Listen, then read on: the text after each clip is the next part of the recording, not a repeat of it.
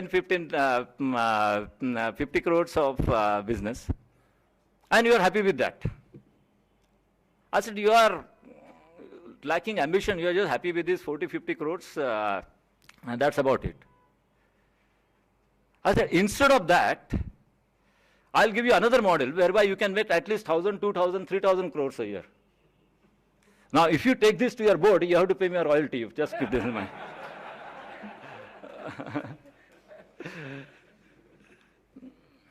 I said, the model is this. You don't charge any fees at all to any of the students. So they say, then how do we make money? I said, don't charge any fees, and you admit students completely free of charge, and moreover even look after their books and boarding and lodging and everything. But take a very rigorous test to see their research potential. And let them, along with studies, engage in research. Some of them will come out with new products.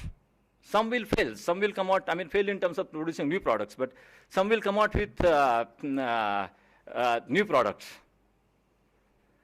Some of them, you register an IPR for them.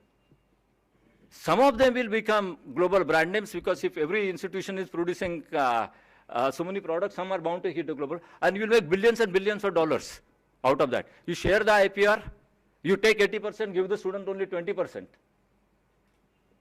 And still, you will be, student will be happy and you will be very rich. And this way you can earn 1,000 crores, 2,000 crores, 5,000 crores. But I said, but you people are not capable of thinking behind 10, 20 crores. That's the problem. Since we have a friend from Israel here, in northern part of Israel, I have a friend or an acquaintance called Steph Wertheimer. You may be knowing his name. Steph Wertheimer is an Israeli businessman, an industrialist. He single-handedly produces 10% of Israel's GDP. So 10% of our salary is coming from Steph Wertheimer, from the taxes he is paying. So he produces 10% of Israel's GDP single-handedly, maybe 12%. Now what Steph Wertheimer does, he has created an industrial estate called Tifan Industrial Estate in northern Israel. And there, anybody who has an idea to produce a new product which can stand international competition, he gives them full support, free of charge. He'll give them an industrial unit in the Tifan Industrial Estate.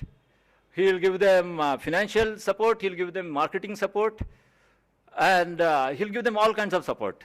He even has set up a museum there for their entertainment and other things.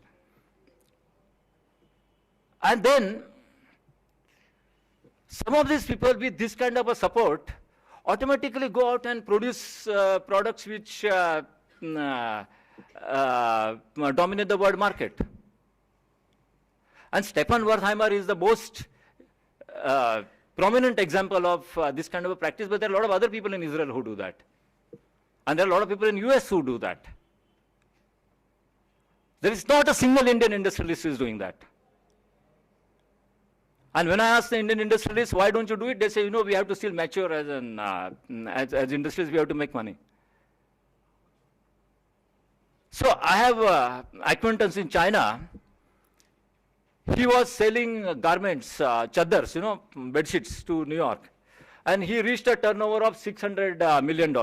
And he thought $600 million is a big amount. I don't want to waste my time in producing these bed sheets anymore. And so he created a laboratory from his own money for nanotechnology and to produce new kinds of paints.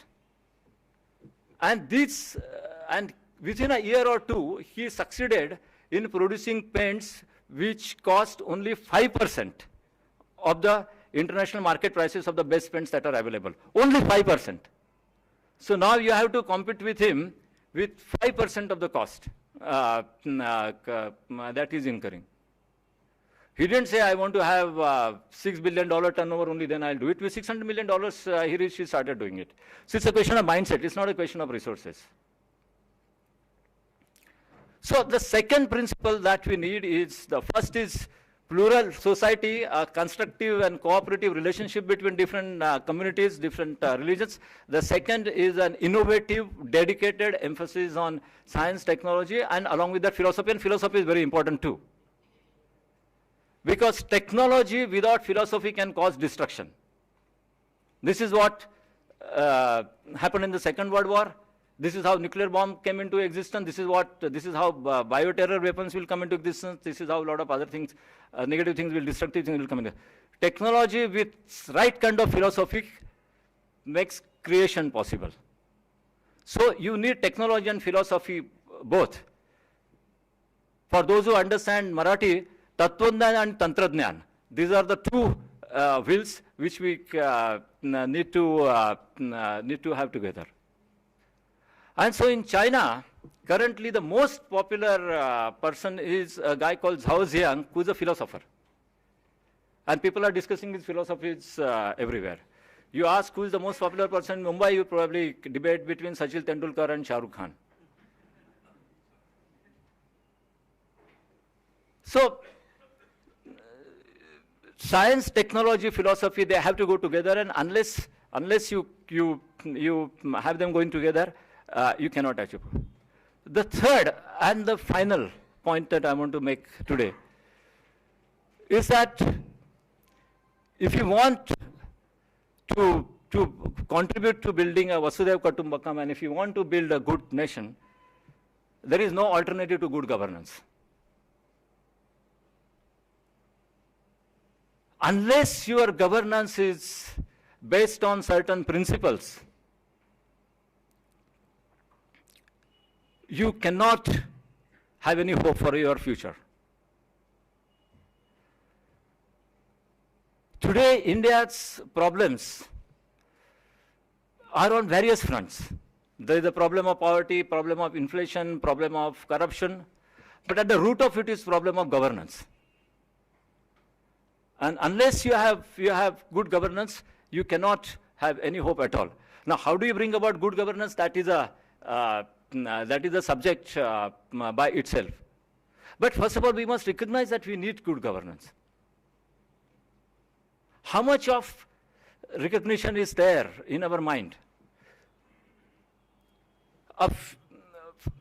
And how much of dedication we have to have good governance? Since we don't have a dedication, the Supreme Court sometimes forces us to have dedication. So about a week or two ago, I may be wrong about the date, Supreme Court came out with a verdict that the politicians who are in jail cannot be in the parliament. So the government is so brilliant, decided to introduce a law whereby this Supreme Court's verdict can be bypassed and the politicians who are in the jail can be in the parliament. This is how innovative we are. And there was absolutely no protest from anywhere in the public. Every time a woman is raped, we go and protest out in the streets, and we must. We cannot allow the women of India to be raped. But the whole society of India is raped by government's decision to neglect, to override Supreme Court's decision, and we are completely quiet.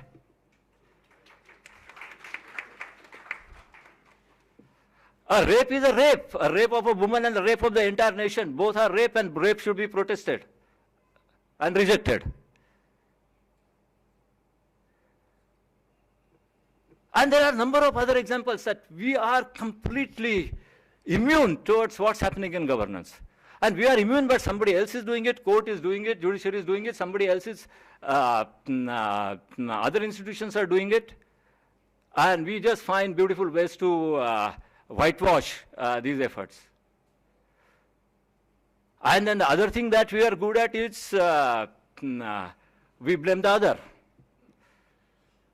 And nowadays we have even developed new expertise, our nighttime TV debates, where the television anchors take a big pride in organizing confrontation between political parties and getting the BJP guy to blame the Congress and the Congress guy to blame the BJP person, and they think they are being great anchors.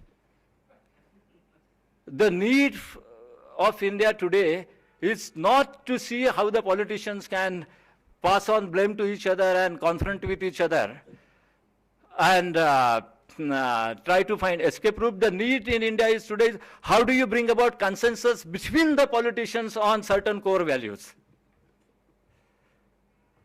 That is the need. It's a shame that not a single TV anchor is able to recognize it. And that more the confrontation between politicians, the more pride the anchors take. And nobody protests.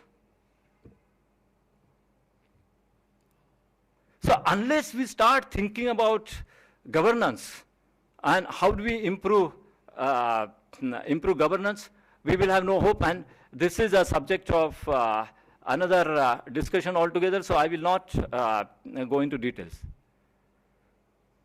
All I would like to say in conclusion is that if we build a society which is based on good governance, and the governance is based on certain core values, if we build a society where the Hindus, Muslims, Christians, Sikhs, upper caste, lower caste, everybody learn to work together in a very creative way, if we build a society where there is a scientific temperament and that temperament is further moderated by philosophy, if we do these three things, all other problems will take care of themselves. You don't have to worry about roads and railway and stock market and rupee and all of that. So I hope, Mr. Kelapuri, next time you will tell any Indian political friends of yours that building a good Indian society, Indian society based on scientific temperament, strong commitment to science, building a society based on creative cooperation between our societies, building a society based on good governance is a lot more important than scoring point on the fall of rupee. Thank you.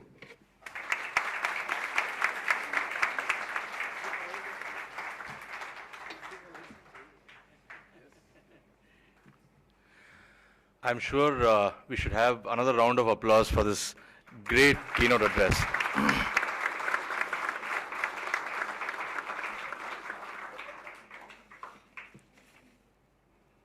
Thank you, Sundeep ji. I'm sure we have all learned a lot today. There were some very important keywords that I will go home with. Creative and construction cooperation, Swami Vivekananda's universal acceptance and tolerance of all religions, speed of light, neutrinos, and what was the damn issue? Stefan Goldheimer, innovative and constructive use of science, technology, and philosophy, good governance, principles, and finally consensus between politicians, not debates and arguments.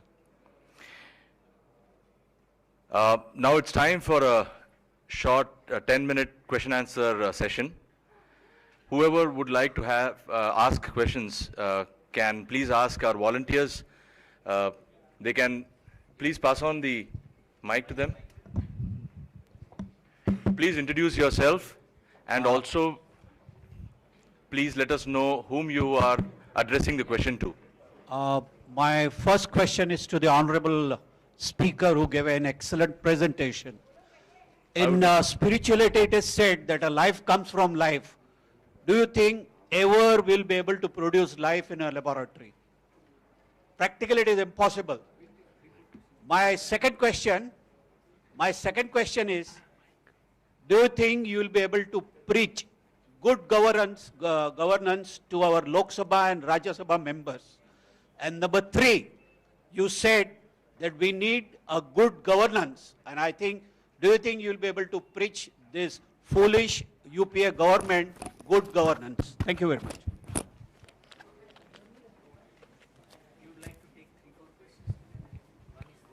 Okay, the panel would like to take a couple of questions together. So we've understood and we have acknowledged the first question. Anybody else? Okay. The gentleman on the left.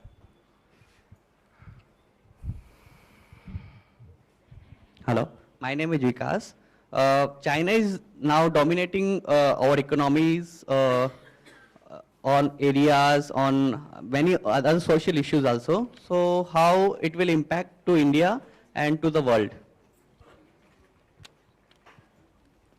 Anybody else?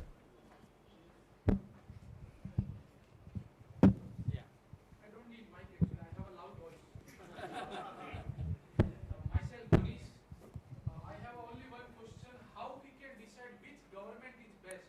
Either UPA, either NDA or any other government? Because in last 50 years history, I am continuously seeing from my first generation also, we all are suffering from this government. So I don't think in next couple of years we will find a good government. So please suggest what you have an idea. As I respect Sundeep sir also, I was continuously listening my speech and I'm respecting a lot of to you. But in terms of my opinion, I'm thinking we cannot come up with this kind of soup. So you suggest how the youth can do a better way and how we can come India to dominate entire country, because all new innovations comes from India only past, and we are dominating by entire world. So how we can go ahead with entire other countries? Okay, can we take these three questions at least? Yeah, I've just one final question. Can One I more just put question. in one question?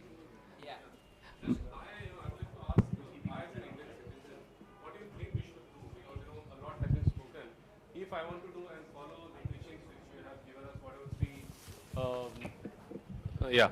So any body or any association or any collaboration between different countries, how do you want? I am a whatever. I am a student. I am a banker. I am a government servant. Whatever.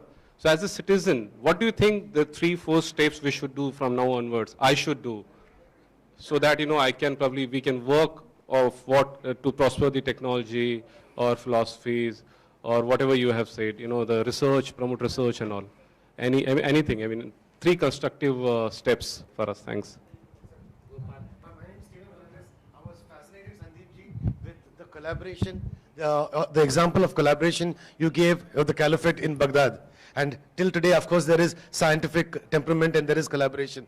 But till there are small, islands of hate and intolerance when it comes to, because of religion, because of casteism, say in a country like India, I don't think this universal oneness will really, be a truth, because despite the collaboration on science, technology, and of course, as you said, tempered with philosophy, still I feel there are too many of these conflict spots. So how do we go beyond that?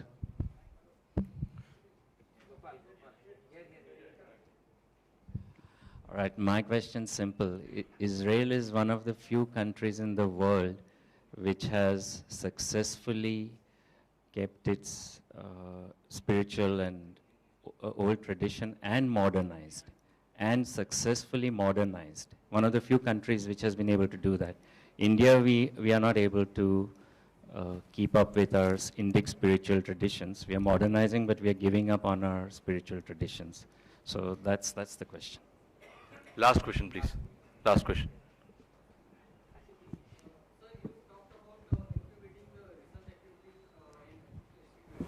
But instead of when talk about IITs and ISTs, how they have not been contributing very well in terms of research activities. And even if the students got passed out, they are just creating a centers of brain drain who become entrepreneurs in Silicon Valley. So what went wrong in the policies that this research has not been contributed to the Indian society? My name is Dr. Rajesh. I have a question from Mr. Sundeep Waslekar. Sir, socialism has failed in Russia, USSR, and capitalism has been failed in USA. So what kind of economic model you will suggest for India, whether it's capitalism, socialism, or hybrid kind of model, or anything new which is in your mind for India? What kind of governance and economic governance you would like to see in India? Okay, thank you. That's the last question. I have also been given a question. Okay, can South India form a union like European Union, which can follow a common monetary policy? I will answer from here. You want me to come there? I'll answer from here. It's written South How India. does this work? Okay, it must be South Asia. That's it.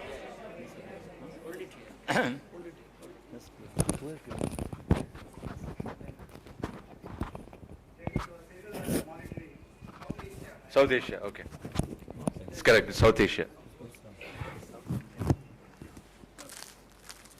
It's Southeast Asia, sir.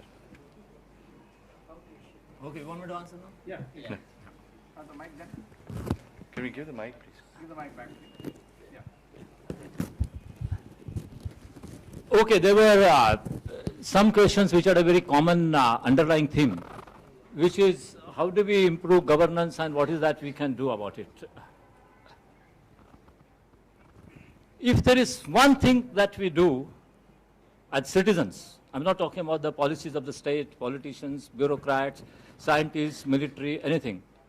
Just common citizens, including everybody who is sitting here. If there's one thing, if we can do that, we will improve governance in less than 1 to 2 years from today. Across the board, in center, in states, in Jilla Parishad, in cities, just one thing, if you can do that. And you want me to answer or? So there is only one thing